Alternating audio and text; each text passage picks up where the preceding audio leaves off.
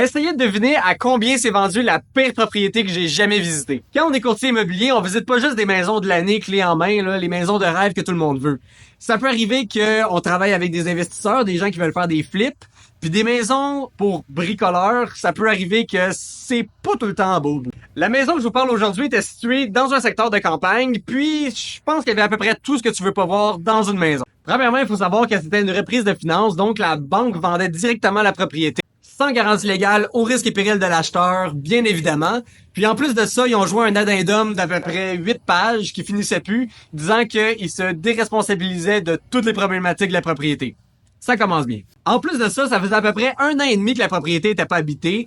Puis mettons que ça se voyait que le propriétaire d'avant, il était pas content de partir de sa maison. Il y avait des fenêtres de brisées qui avaient été remplacées par des petits papiers plastiques là pour empêcher l'eau de rentrer. Il y a des lattes de bois qui avaient été complètement arrachées à la main.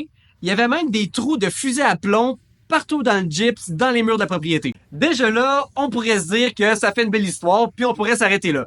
Mais ça fait juste commencer. Le courtier inscripteur, celui qui vendait la propriété, avait envoyé un avis à tous les autres courtiers qui apportaient un acheteur, comme quoi la banque lui avait avisé qu'il y avait des indices qui laissaient présager une culture de cannabis dans la propriété. Effectivement, le sous-sol était complètement vide, il y avait des fils électriques qui pendaient un petit peu partout au-dessus du plafond, puis le panneau électrique, ça paraissait qu'il avait été patenté un peu, là, qu'il avait été rabouté avec plein de fils différents, c'était vraiment chaotique. Ensuite de ça, quand j'ai visité la maison, il pleuvait à Sio. Donc quand on est arrivé au sous-sol de la propriété, on voyait clairement par les petites fenêtres qu'il y avait des fissures, puis il y avait des petites fontaines qui se faisaient, puis l'eau elle rentrait continuellement.